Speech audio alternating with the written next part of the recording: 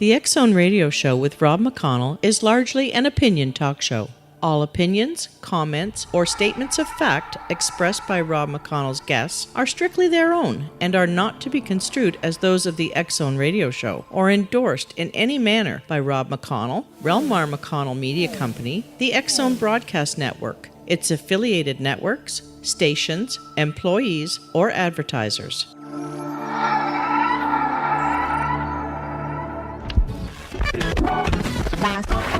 All Hit Radio.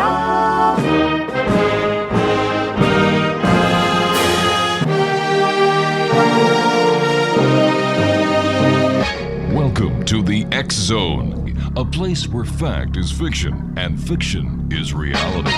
Now, here's your host, Rob McConnell. And welcome back to the X Zone, everyone. My name is Rob McConnell. We're coming to you from our studios in Hamilton, Ontario, Canada, on the Talkstar Radio Network, X Zone Broadcast Network, UK High Definition Radio, Euro High Definition Radio, and Star Cable. Toll free worldwide, 1-800-610-7035.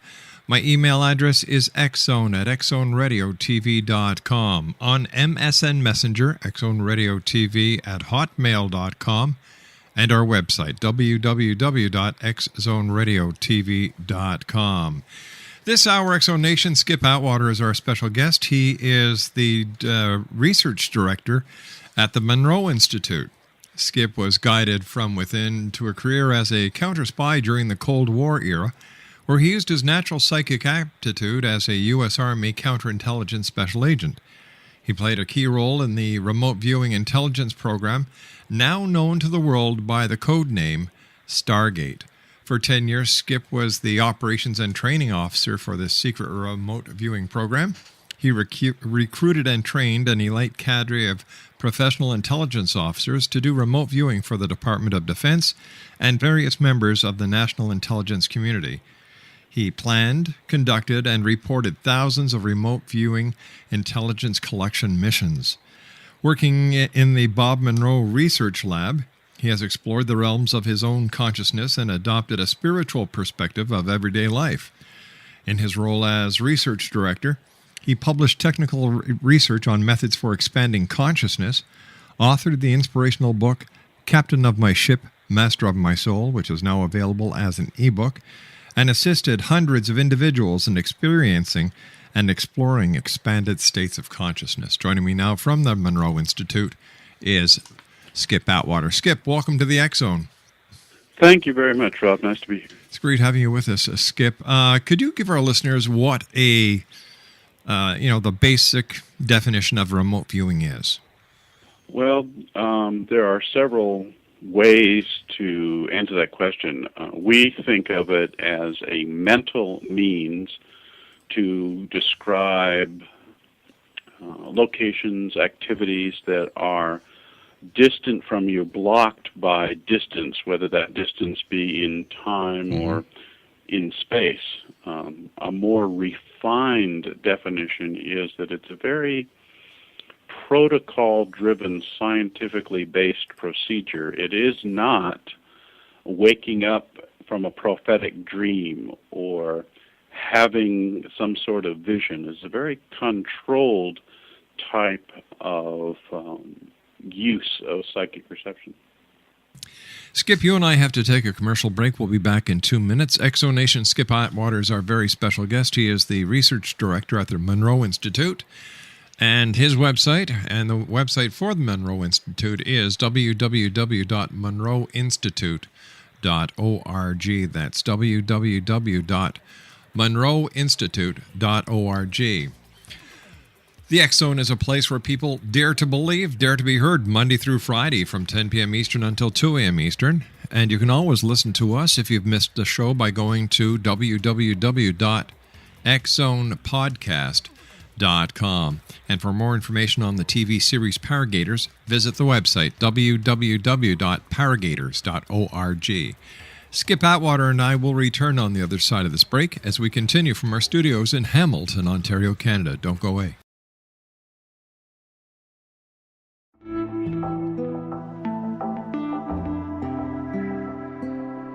Take a step back in time and discover old Florida cuisine at Marsh Landing Restaurant in Fellsmere. Enjoy delicacies such as frog legs, gator tail, catfish, and swamp cabbage, or enjoy the more traditional cuisine like hand-cut Angus steaks, ribs, and seafood. Join us for breakfast with a southern flair featuring sweet potato pancakes, biscuits and gravy, and much more. Planning a party? Marsh Landing's private dining room can accommodate groups from 8 to 80 people. While you're visiting, enjoy the historic pictures, artifacts, and stories that line the walls. Marsh Landing is truly a unique experience. Marsh Landing Restaurant, 44 North Broadway in historic Fellsmere, or visit marshlandingrestaurant.com. Marsh Landing, Old Florida cuisine at its best.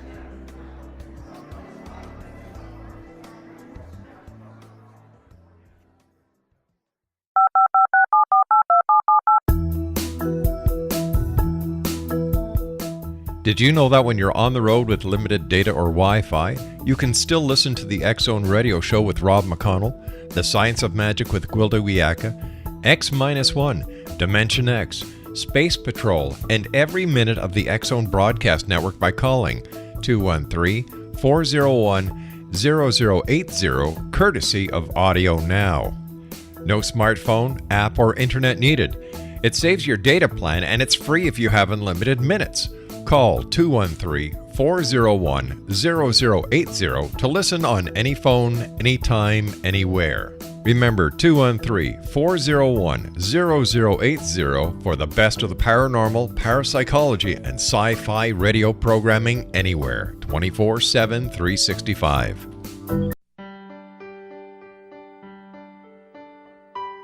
We all desire health, happiness, and fulfillment, but often get in our own way. Repeated patterns that leave us out of control can keep us feeling powerless, frustrated, and unable to move forward in spite of our best efforts. Unconscious patterning disconnects us from our gifts, often destroying the very thing we seek. But there is an answer. We can take charge of our destiny and heal the trauma of our history. Shamanism is an effective ancient modality that can reconnect us with our true selves, empower the creation of our dreams, and return us to health and balance. Cody Alexander is a certified shamanic practitioner and teacher with 11 years experience. Email healingpathways33@gmail.com or visit codyalexander.net to schedule a long-distance shamanic session today.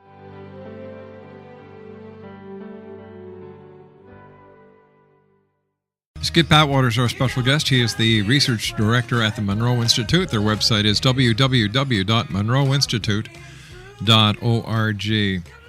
Skip, when was the decision made, and who made the decision that the U.S. Army and other intelligence agencies, I should have said the Department of Defense and other members of the national intelligence community, were going to use remote viewing? I think that there is not one exact date that began, but a series of events that happened over a period of time.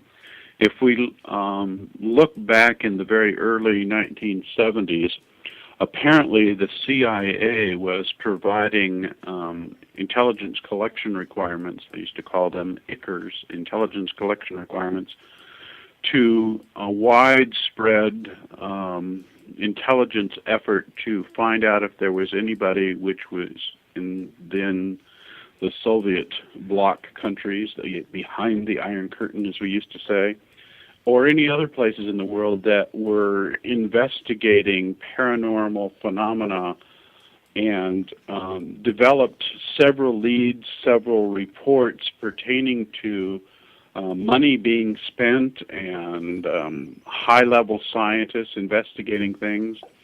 And that led to approaching a research organization known as Stanford Research Organization, Stanford Research Institute, or SRI International as it's now called, and finding a man by the name of Dr. Puthoff, who had stumbled across some research that he was interested in with Ingo Swann.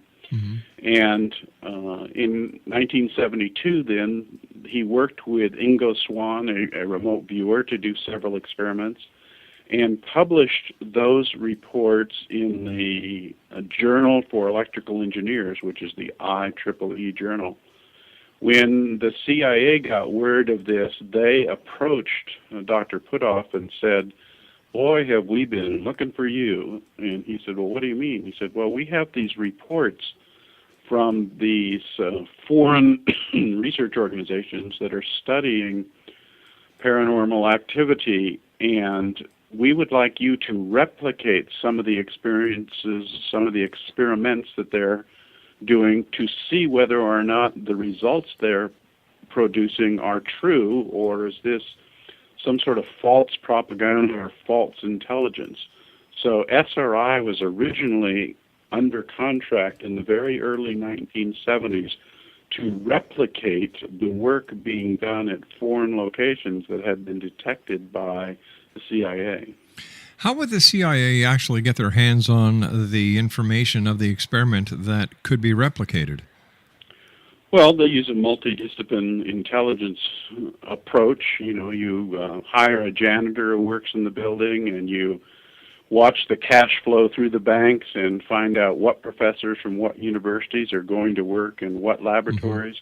Mm-hmm. A very intricate, multi-source picture emerges as to what's going on in that building and who's working there, how much work is being done, what are people talking about in the coffee shop, and so forth, and then attempting to replicate that activity.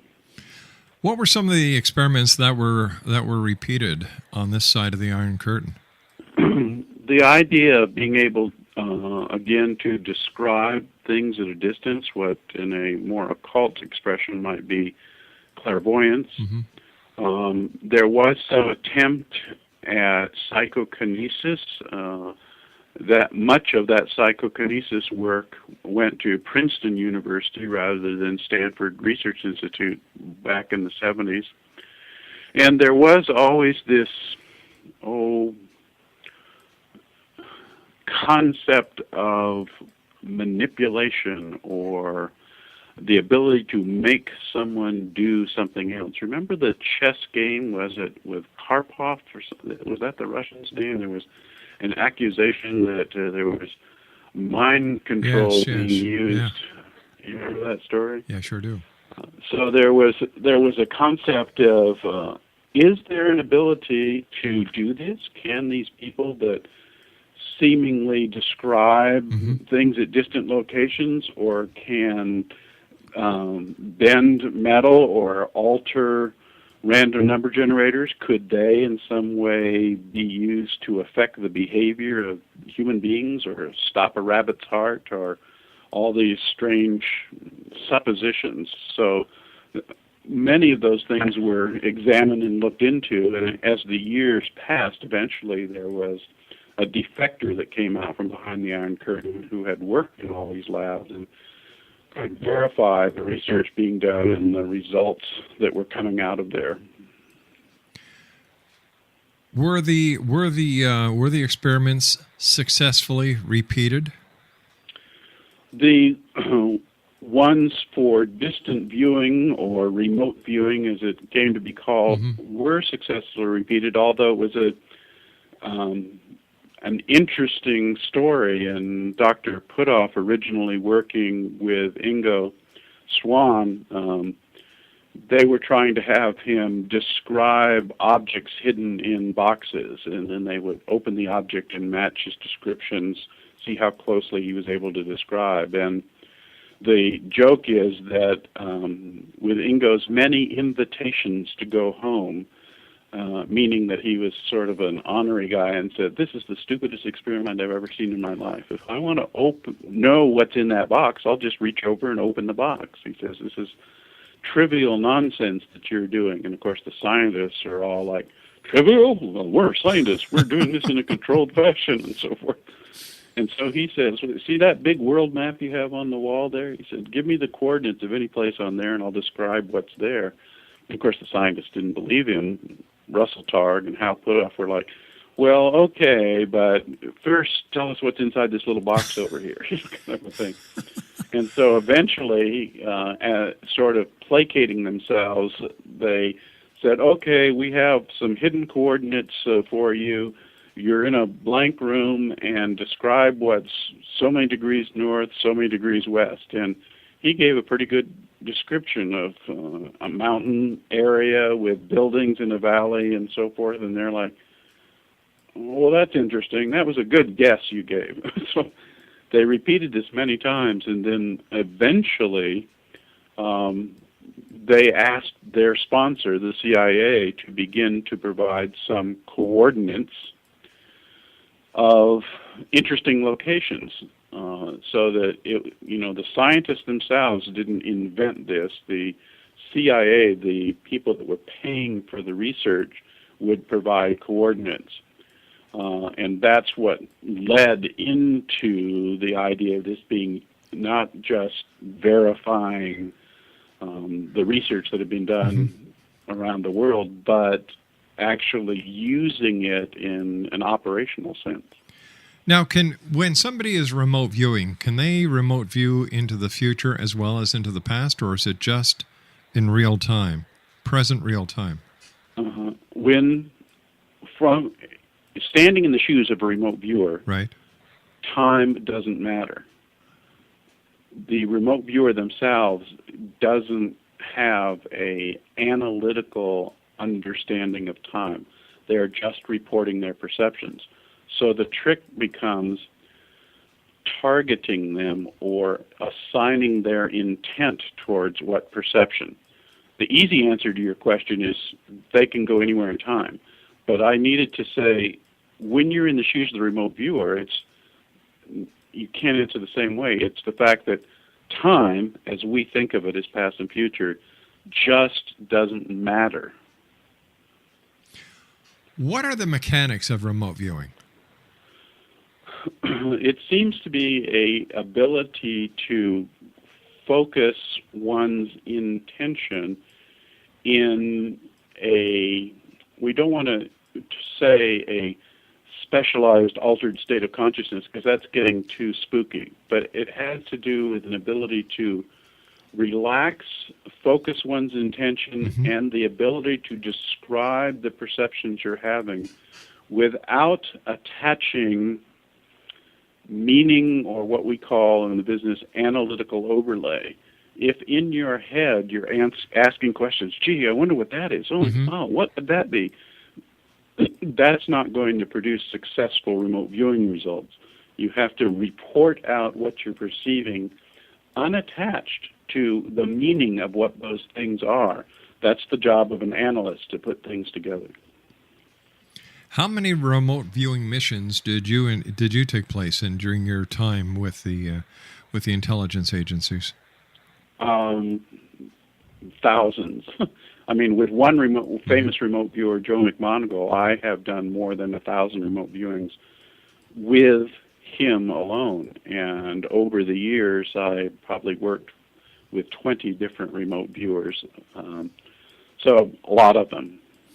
Here we've got the United States government still looking for Osama bin Laden. Why don't they just ask yourself and other professional remote viewers to find him? Well, there's, again, probably 10 answers to that. There's an assumption that we don't know where Osama is. So is it better to have him alive than to have him martyred and become a symbol for his kind? Another answer, whole other answer, forget I ever said that, a whole other answer is, if I describe where he is now, I might say a dark, smoke-filled cave with soot on the ceiling, and I smelled You're describing all of the caves in that part of the world. Right, so it isn't very helpful in saying, well, where is he? All right, stand by. Skip, you and I have to take a commercial break at the bottom of the hour with the news. Skip Atwater is our special guest. He is the research director at the Monroe Institute. Their website is www.monroeinstitute.org. I'll be back with Skip Atwater on the other side of this commercial break as the X Zone continues from our studios in Hamilton, Ontario, Canada. Don't go away.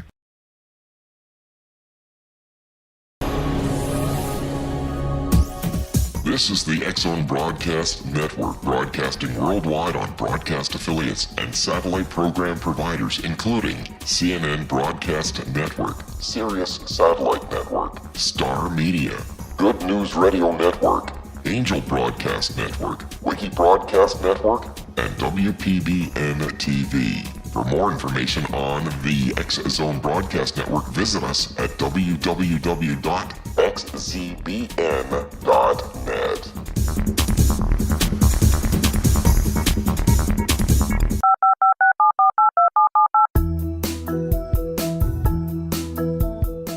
Did you know that when you're on the road with limited data or Wi-Fi, you can still listen to the X-Zone Radio Show with Rob McConnell, The Science of Magic with Gwilda Wiyaka, X-1, Dimension X, Space Patrol, and every minute of the X-Zone Broadcast Network by calling 213-401-0080, courtesy of Audio Now. No smartphone, app, or internet needed. It saves your data plan and it's free if you have unlimited minutes. Call 213-401-0080 to listen on any phone, anytime, anywhere. Remember 213-401-0080 for the best of the paranormal, parapsychology, and sci-fi radio programming anywhere, 24/7, 365.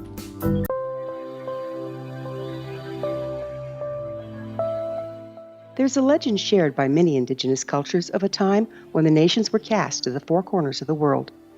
Each nation was given a body of sacred knowledge that held a different portion of the truth to preserve. True reality could not be known until all the nations reunited, combining the information. If a single one was missing, the world could not be reborn and darkness would prevail. The Science of Magic Radio is dedicated to reuniting the sacred knowledge. With the understanding, none of us has all the answers, but together we can open new perceptions and possibilities. Through our combined vision, the world can be reborn into a place where darkness no longer prevails. Join me, Gwilda Wiyaka, and the Science of Magic daily on the X-Zone Broadcast Network, xzbn.net, or visit us at thescienceofmagic.net.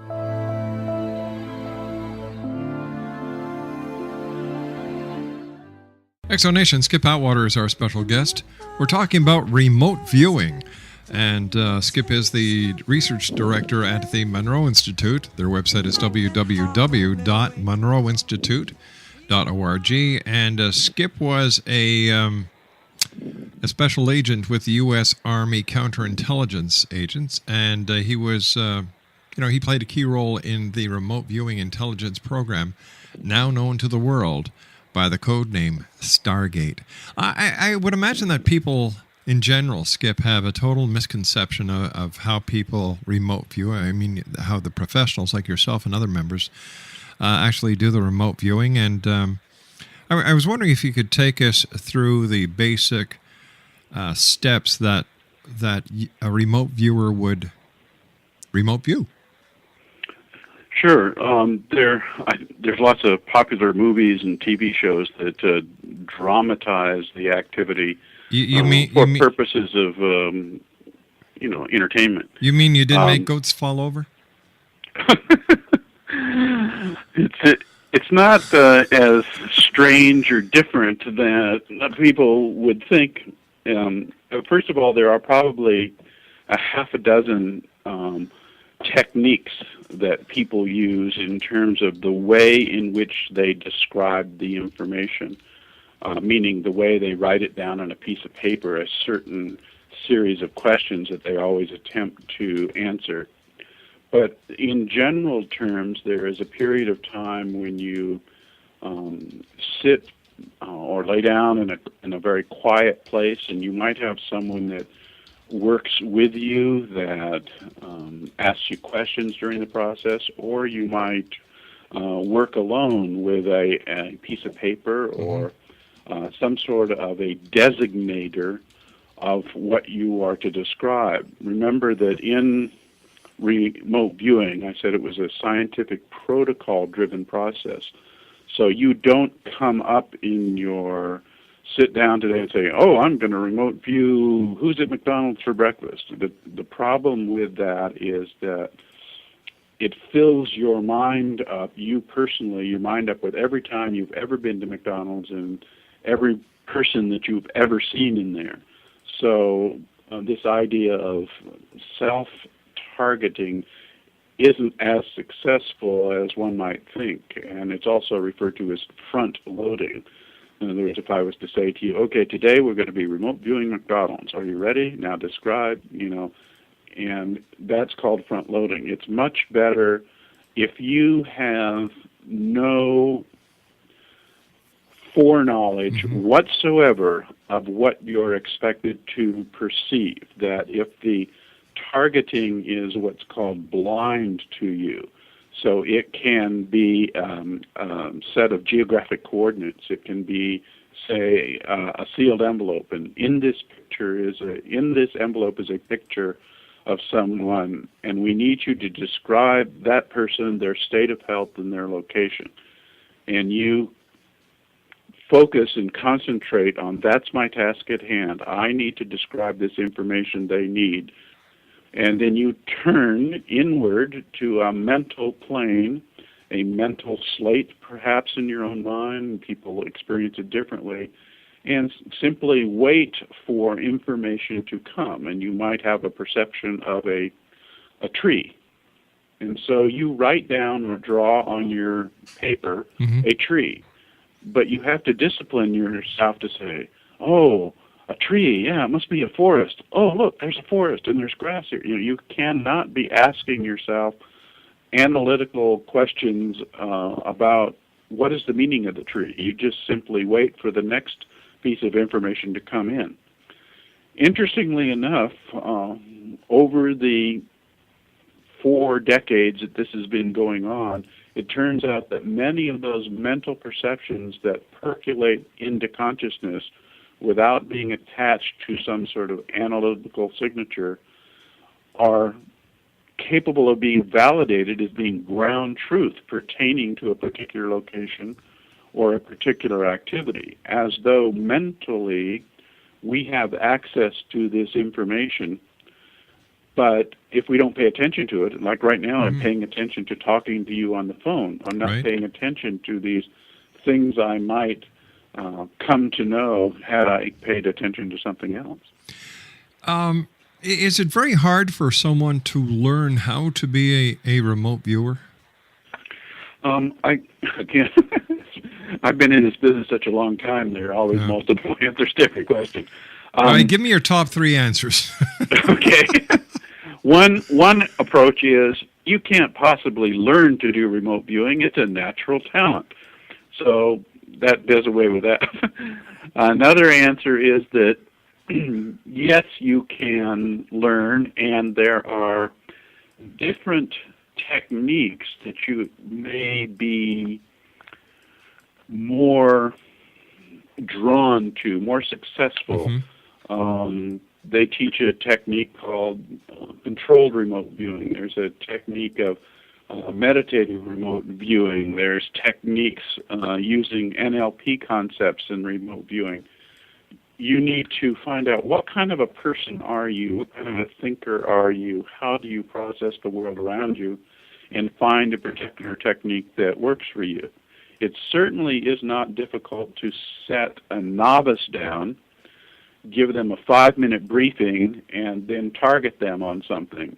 They have a lot of beginner's luck of finding out, oh my goodness, I can do this. I never knew what those images in my head were, but now I see they can actually pertain to something. And you go from that into building up under general learning theory a increasing skill level, learning about not jumping to conclusions, not adding things to your perceptions to display only the facts of the things you perceive.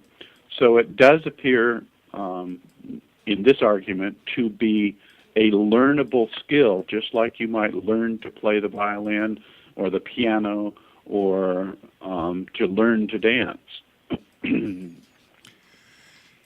If a person was a member of the military, would they be a better candidate to learn remote viewing since they have been trained how to pay strict attention to orders and to concentrate and to focus? That's a really good question. When I, in 1977, when I first asked Dr. Putoff, how do you choose a remote viewer, he was looking at me like, oh man, you guys are going to get a bunch of special forces snake eater people. And so finally he said, well, listen, we have sort of 6 criteria, and I can't remember them all right now, but they're certainly in my book. You need to have people that have a good reputation in your office. They're the guy you go to get the job done. You need to have a person who is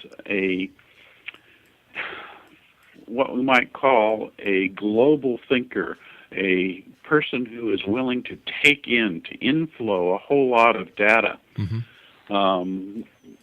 Before, not someone who is quick to snap decisions, but someone who wants to absorb a lot of data, always find out more information before they come to any kind of a conclusion.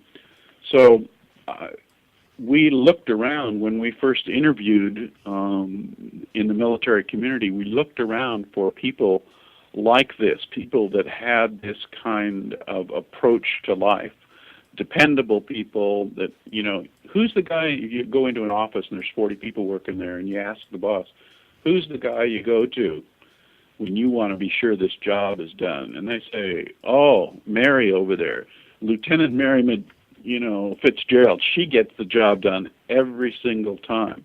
And so, that's the first thing. Well, has Mary ever thought about this, or has Mary ever thought about that?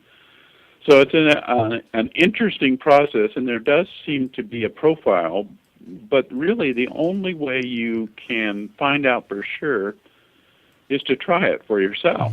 And one of those things you ask about, can you learn to do remote viewing?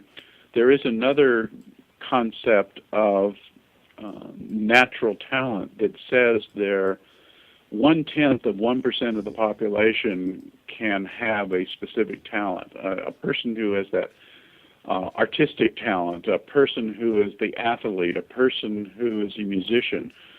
We sort of divide up our population, and 1/10 of 1% seem to gravitate to those expert people.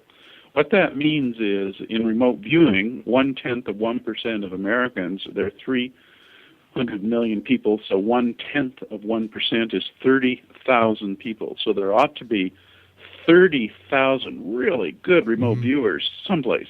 We just don't know where they are.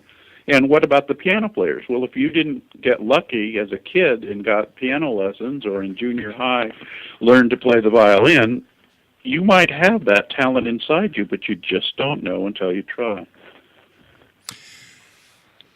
Does a person's IQ have an effect on their ability to remote view? I think people with very high IQs get wrapped up in our educational system.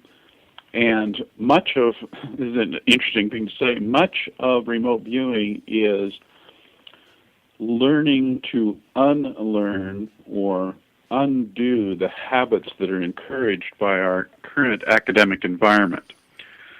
When we grow up as children, we're,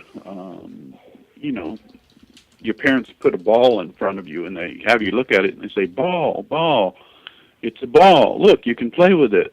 And you're rewarded. The minute you say the word ball, everybody's, oh, so thrilled. Look, he said the word ball. And this continues to be a way in which we are educated in our Western modern society. Now, in remote viewing, you are trained not to say the word ball. You are to describe the raw perceptions. You sort of say soft, round, lightweight. They don't want you to jump to the word ball, because that is too much of a conclusion about the raw perceptions you're having. So, yes, I think intellect helps. You certainly have to have an average or slightly above average. They say average intelligence is about 100, so something 100, 120, 130s. But when you get up into the 150, 160 range, it may be that you're latched into the academic reward system too much. Never had the opportunity to examine that scientifically. Do men make better remote viewers than women, or do women make better remote viewers? And does age have anything to do with the quality of the remote viewing success ratio? Sure. There is some, I don't think there's any difference between men and women. It has more to do with the life they lead. Mm-hmm. Obviously, if you have a richness of experience and a richness of vocabulary, you're simply able to express yourself better. So that would mean that if you're 12 years old, you're not going and haven't done a whole lot of life and have a huge vocabulary, you're just not going to be able to describe and experience that's happening in your head. So I don't think there's a difference between men and women. There is a certain maturity of life that would be required, mm-hmm. but I have not ever dealt with anybody that age was not a problem. Obviously, if they had dementia, that wouldn't work. They have trouble dealing with the physical world, sure. let alone the things that are coming into their head. Tell me, Skip, would or could astral projection be used to enhance the abilities of remote viewers? Yeah, that's a very commonly asked question and a very good one, because astral projection has a reputation for being able to see very crisp and clearly, and it's as vivid or more vivid than the eye-seen reality, the EYE seen reality. There's some interesting concepts there. People who have experienced a great amount of experience in both dimensions, in both remote viewing and in out-of-body or astral projection, say there are differences between the two and limitations and advantages.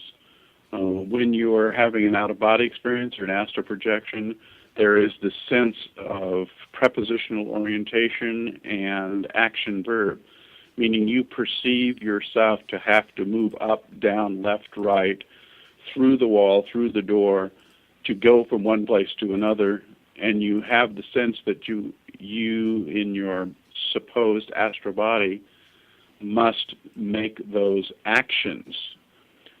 In remote viewing, that's not the case. In remote viewing, it's a pure information transfer. There's no such thing as, if I'm going to describe the outside the building, I have to move outside the building.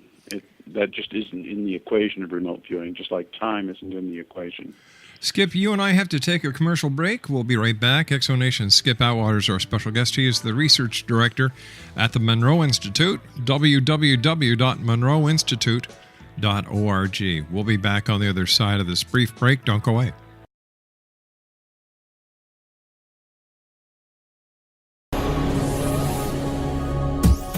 This is the X-Zone Broadcast Network, broadcasting worldwide on broadcast affiliates and satellite program providers, including CNN Broadcast Network, Sirius Satellite Network, Star Media, Good News Radio Network, Angel Broadcast Network, Wiki Broadcast Network, and WPBN TV. For more information on the X-Zone Broadcast Network, visit us at www.xzbn.net.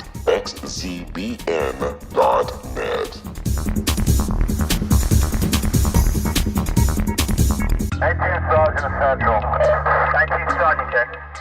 Officers on the scene. Hi, I'm Larry Lawson, host of Paranormal Stakeout. With over 36 years in law enforcement, I have learned a few things. The most important is the proper gathering and preservation of evidence is vital to putting the bad guy behind bars. It's no different in the world of paranormal investigation. Whether it's the search for the afterlife, cryptozoology, UFOs, and extraterrestrials, how we gather the evidence, preserve that evidence, and present it to a jury of our peers will make the ultimate difference in proving the existence of worlds and entities that are beyond our imagination. Join me, Larry Lawson, every week on Paranormal Stakeout when, along with my guests, we'll take a journey to prove with indisputable evidence what man has struggled to believe for centuries. Go to xzbn.net for the broadcast schedule and check me out at paranormalstakeout.com.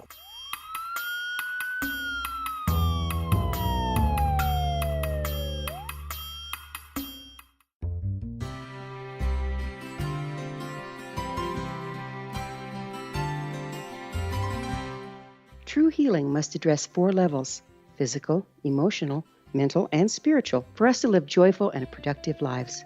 We tend to treat 3 of the 4, leaving the spiritual languishing. If you're tired of the same dysfunctional patterns cropping up in your life, Soul Balancing is for you. Trixie Phelps, owner and founder of Soul Balancing, is a naturally gifted energy healer trained in numerous esoteric forms, including shamanism. Trixie has created a powerful modality that safely and effectively clears your energetic field. A Soul Balancing session can remove interference, heal trauma, and restore your hope. Contact Trixie for a life-changing long-distance session today, www.soulbalancing.world.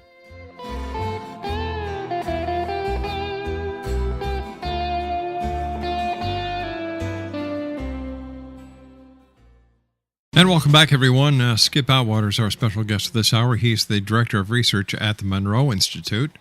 If you'd like to get more information about Skip, he can be found at www.monroeinstitute.org/Skip Atwater. That's www.monroeinstitute.org/Skip Atwater. First of all, Skip, I want to thank you ever so much for joining us. It's been a great pleasure talking to you. Where do you see remote viewing in the future, and why did the government and intelligence agencies drop remote viewing?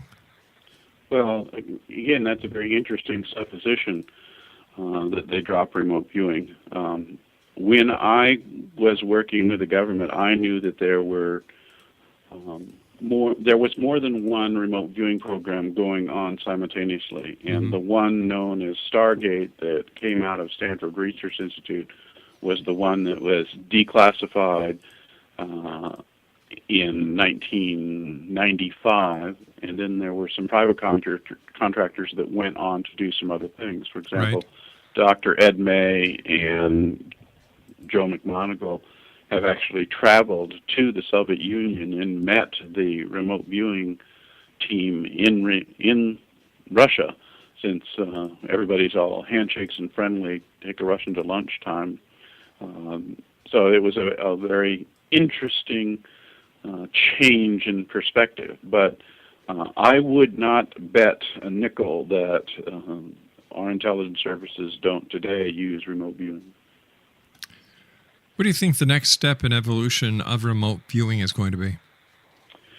Well, I think that there is now a focus and turn to the more talented people. There's been an interesting history over the past several decades of we have very special talented people to moving for 2 decades into, no, everybody can do it. Oh, it's so wonderful. We're all just wonderful. We can all do this. To finding out we have 2 decades of lost research on those people who seem to do this quite naturally without any special training and do it very well.